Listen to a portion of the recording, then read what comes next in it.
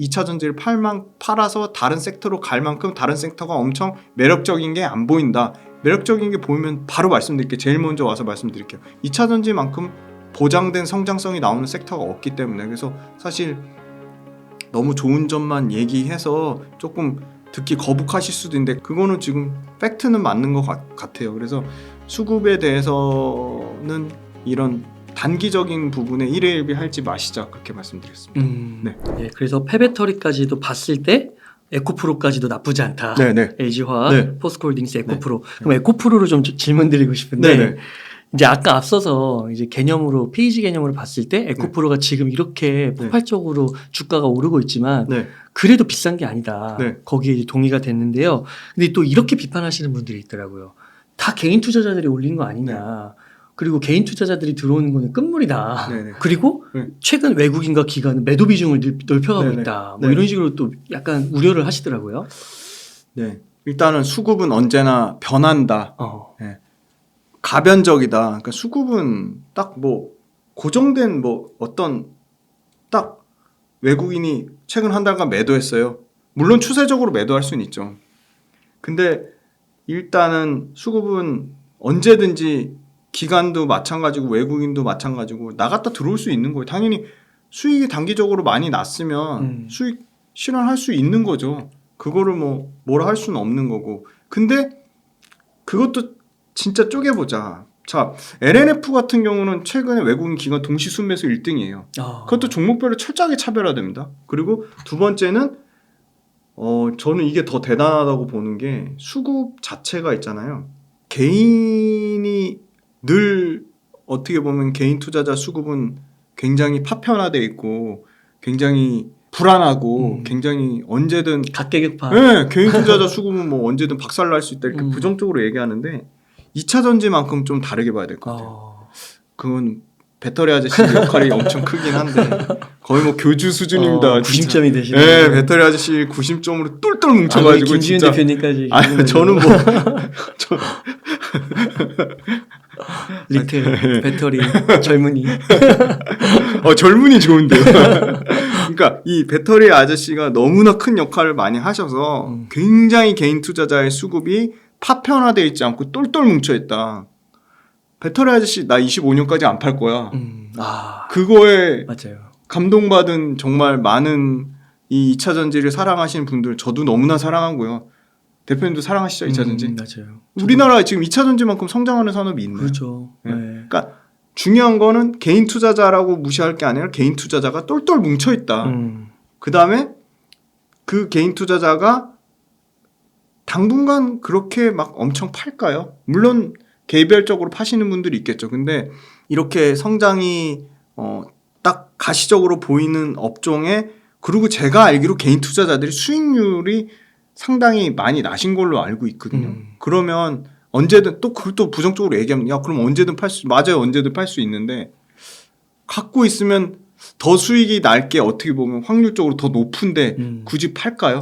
못 팔죠. 저는 이 130%난 수익이 아까워서라도 못 팔 것 같아요. 그리고 잘못 팔았다가 더 올라가면 그거 배 아파서 어떻게 해요?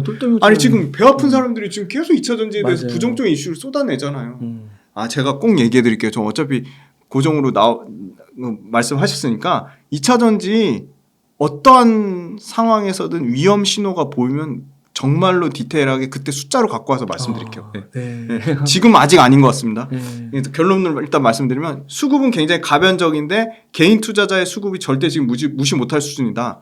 그리고 그 체크해본 발언은 기관의 자금은 영국계 자금, 미국계 자금, 뭐 아시아계 자금 여러 가지의 자금이 있는데 그 북미계 자금이 일부 2차 전지를 판다고 해도 2차 전지를 보는 시각 자체도 JP모건이나 뭐 공매를 많이 치는 골드만삭스가 매도 리포트를 낸다면 일본계 자금인 노무라에서는 뭐 LNF 매수 의견을 낸다는 듯이 외국인들조차도 2차 전지에 관련돼서 의견 자체가 굉장히 극명하게 갈린다. 그래서 이걸 단순하게 외국인이 판다고 보기는 좀 어려울 것 같고요. 외국계 자금에서도 아시아계 자금은 굉장히 2차 전지에 지금 관심이 많고 2차 전지를 매수하려고 하고 있다. 그래서 외국인과 기관의 수급을 철저하게 종목별로 차별화돼서 보자. 그 종목별 차별화의 흐름은 한 주 단위는 의미가 없고요. 최소한 한 달 이상, 3개월 이상 기노업으로 봤을 때 파는 추세가 보이면 그거는 또 그때 개별 종목단으로 말씀을 드릴 거고요.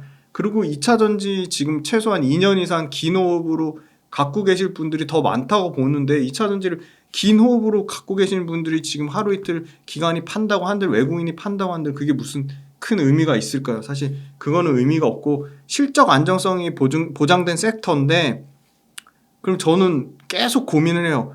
계속 뭐 썸네일도 되게 자극적으로 2차 전지 다음 섹터는 과연 뭘까요? 근데 말씀드리잖아요. AI나 로봇이 2차 전지 안 갈 때는 AI 로봇이 가고요. 제가 계속 매일 시장 흐름을 체크하잖아요. 2차 전지 갈 때는 또 AI 로봇이 주춤하고요. 최근에 뭐 반도체 막 얘기 많이 해요. 근데 일단 반도체는 삼성전자랑 하이닉스가 지금 상황이 쉽지 않다니까요. 어려워요 지금. 계속 팩트 체크를 하고 있어요. 근데 삼성전자 하이닉스가 너무 나쁘니까 내년이나 내후년에 기대감을 땡겨서 반도체로 가려고 수급이 일정 부분 나오고 있지만 이게 연속성이 유지될 거냐에 대해서는 저는 퀘스천 마크고요. 2차 전지를 팔고 다른 매력적인 엄청나게 매력적인 숫자도 찍히면서 폭발적으로 성장하면서 뭔가 이렇게 개인 투자자를 똘똘 뭉치게 할 만큼 구심점이 생기는 강력한 모멘텀이나 재료 어떻게 보면 정부 정책의 포텐셜 이런 게 나오면 거기다가 숫자까지 찍히는 그러니까 꿈으로 먹고 사는 게 아니라 숫자가 찍히는 숫자로 증명할 수 있는 섹터가 나오면 글로 갈아타시면 되는데 글로 갈아탈 만한 매력적인 섹터가 안 보이기 때문에 지금 2차 전지 내에서도 야 그러면 2차 전지 내에서 저평가된 게 뭐야? 뭐야? 아무도 안 쳐다보는 엔캠이 갑자기 어제 25% 급등 나오네. 음극재 야 구조적으로 많이 쓰이는데 그러면 이제 양극재 비싸서 못 샀으니까 음극재 사볼까? 대주전자재로 나노신소재 최근 수급이 몰린 이유가 그런 이유거든요. 그래서 수급을 너무 단편적으로 보지 말자. 그리고 2차 전지를 팔아서 다른 섹터로 갈 만큼 다른 섹터가 엄청 매력적인 게 안 보인다. 매력적인 게 보이면 바로 말씀드릴게요. 제일 먼저 와서 말씀드릴게요. 근데 현재로서는 안 보인다. 그리고 세 번째는 외국인조차도 외국계 자금을 쪼개보면 외국계 자금이라고 다 2차 전지를 팔려는 게 아니라 일부 수익 실현한 물량이 있을 수도 있지만 다른 외국계 자금은 또 들어오려고 하고 있다. 그 이유는 2차 전지만큼 보장된 성장성이 나오는 섹터가 없기 때문에 그래서 사실 너무 좋은 점만 얘기해서 조금 듣기 거북하실 수도 있는데 안 갖고 계신 분이 배 아프실 수 있는데 그거는 지금 팩트는 맞는 것 같아요. 그래서 수급에 대해서는 너무 좀 이런 단기적인 부분에 일회일비 할지 마시자 그렇게 말씀드렸습니다. 네. 예, 네. 좋습니다. 또 한 가지가 네. 뉴스에 그 에코프로 3사, 네. 에코프로 BM, 에코프로 HN 네. 시총 합계가 네. 네이버를 넘어서고 현대차를 넘어섰다. 네. 이거는 너무 네. 과대평가 아니냐. 네네. 거품이다. 네. 일단 그 기사 자체가 틀린 게 에코프로 BM 시총이 22조 7,877억, 에코프로 12조 8,603억, 에코프로 HN 1조 1,846억으로 총 36조 8,326억이에요. 네. 어제 종가 기준으로. 네. 근데 현대차 38조 1,603억이니까 현대차가 에코프로 3사보다 시총 초과한 게 아니고요. 약간 네. 그렇겠군요. 현대차가 시총이 많고요. 네이버는 32조 6,600억이니까 그건 맞아요. 근데 매출 기준으로 보시자고요. 에코프로 BM 매출 약 9조에서 10조 예상하고요. 엄청 보수적으로 잡아서 에코프로 매출 8조에서 9조예요. 이것도 엄청 보수적으로 잡은 거예요. 에코프로 HN 매출이 3,500억에서 4,000억. 에코프로 이노베이션 매출이 약 뭐 5,000억 이상 잡으면 최소 에코프로 그룹사 매출만 20조에 20조. 매출이 20조. 네. 매출이 20조인데 네이버 매출 올해 9조 7천억에서 최대 맥스 제일 좋게 보는 게 10조 5천억이거든요. 이거밖에 안 되나요? 게임이 안 되잖아요. 근데 네이버보다 뭐 네이버를 시총 추월했는데 매출이 더 잘 나오잖아요. 영업이익이 문제인가? 그렇죠. 영업이익 문제인데 영업이익 에코프로 BM만 영업이익률이 떨어져요. 6.7%. 근데 에코프로 HN 당연히 10% 이상 나오고요. 에코프로 이노베이션 수산화 리튬 가공하는 거 30% 나옵니다. 에코프로 전체 영업이익률 12% 나와요. 그러면 에코프로 그룹사로 전체로 치면 약 20% 초반 정도 나올 것 같아요. 아무리 에코프로 비면 6.7%지만 전체적으로 다 평균적으로 밸류에이션 해보면. 근데 네이버 영업이익 진짜 나쁘지 않거든요.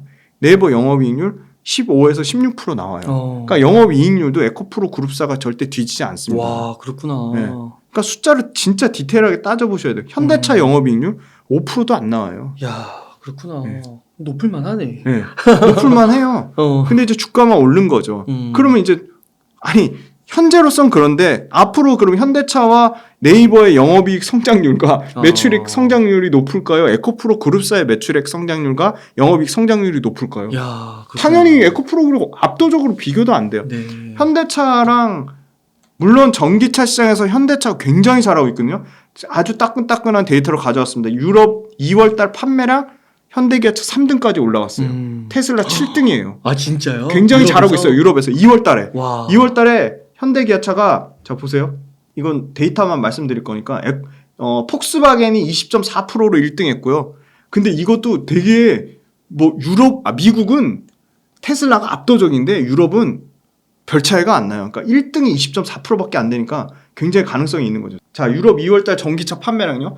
아무리 경기 침체 우려 얘기해도 2월달 전기차 판매량 전년 대비 34% 증가한 12만 대요. 견조하죠. 그러니까 전기차에 대한 뭐 시장 침체 우려도 잘못된 거죠. 그다음 두 번째 그 1등 폭스바겐 24%고요. 2등 스텔란티스 이거 뭐 푸조 시트로엥 합작사죠. 20.4%. 3등 현대기아차 9.6%입니다. 엄청나죠. 그러니까 현대기아차의 전기차 경쟁력은 의심할 여지는 없는 것 같아요. 잘하고 있어요. 제가 북미 거 데이터를 못 가져왔는데 북미 데이터에서도 4등, 5등 왔다 갔다 해요. 원래는 포드보다 잘해서 3등이었는데 포드가 지금 보조금 받고 현대차 못 받잖아요. 그래서 4등으로 떨어졌는데 그것도 아마 현대차가 신차가 나오면 아마 그렇게 될 거라고 보고 있고 그 다음에 그 중요한 거 이 포지션 그러니까 배터리의 전체 시장 점유율 약간 빠졌어요. 23.3%였다가 지금 약 23.1%까지 0.2% 빠졌는데 그 사이를 CATL하고 BYD가 점유율이 올라갔는데 요거는 연간 누적 글로벌이에요. 그러니까 이것도 중국을 제외하면 여전히 LG 엔솔하고 SK온, 삼성 SDI 합산이 더 커요. 그래서 결론은 뭐냐? 지금 배터리 관련된 이 밸류체인 기업들이 실적과 관련된 전방 산업 지표가 나쁘지 않다예요. 현대차 자체의 전기차 경쟁력은 있으나 그 매출액과 이익의 성장률로 봤을 때는 에코프로가 네이버나 현대차보다 월등히 뛰어나니까 월등히 네, 월등히 뛰어나니까 네. 네, 현대차의 매출액과 이익의 성장률은 현대차도 매출은 좀 느는 것 같아요. 네, 매출은 좀 늡니다. 네. 네. 현대차는 매출은 올해 한 4% 늘어나고요. 영업이익 같은 경우는 계산해 볼게요. 그래도 영업이익 줄어들지 않는 게 그래서 저라면 뭐 대형주 투자하시는 분들은 현대차 우선주에 투자하시면 배당을 많이 줍니다. 그럼 굉장히 메리트가 있는 거. 삼성전자보다 더 메리트가 있는 것 같아요. 네. 근데 단점은 현대차가 전기차에 더 진심이어야 되는데 현대차는 뭐 수소차도 하고 좀 여러 뭐 도심 항공 모빌리티도 하고 그래서 그런 거는 조금 선택과 집중을 좀 해야 될 필요는 있는 것 같고요. 네. 자, 현대차 영업이익률 보시면 4% 증가해요. 그래도 감소 안 하는 게 어디냐라고 할 수 있지만 에코프로랑 에코프로 BM은 50% 매출과 이익이 성장하는데 네. 현대차가 그렇게 엄청 매력적이진 않은 것 같아요. 그 다음에 네이버 볼게요. 네이버는 매출과 이익이 올해 매출은 14% 증가하고요. 올해 19% 증가하고 약 20% 가까이 증가를 해요. 근데 영업이익이 1조 4천억 정도 예상하거든요. 11% 증가해요. 그러니까 매출액과 영업이익의 성장률 측면에서 에코프로 그룹이랑 비교도 안 되니까 시가총액 갖고 얘기하는 거는 그러네요. 너무 조금 너무 좀 안 맞다. 그러니까 이건 딱 그거 같아요. 네. 네이버랑 현대기아차는 네. 역사가 있잖아요. 네네. 그리고 오랫동안 우리가 네네. 들어와서 너무 네. 익숙하잖아요. 네네. 근데 에코프로, 뭐 에코프로비엠 이런 건 네. 아직도 네네. 좀 낯선 분들이 있잖아요. 그렇죠. 그러니까 그런 좀 약간의 편견? 그런데 이제 숫자를 갖다 대고 나면 이게 그렇지 않다라는 그러니까 거. 낯설고 편견이 있으니까 아직 에코프로의 투자 기회는 있다. 어떻게 보면 기회가 되는 사람들이 더 많이 알면 그땐 밸류가 너무 비싸서 야. 더 비싸져서 그렇지 않을까. 예, 너무 좋은 것 같습니다.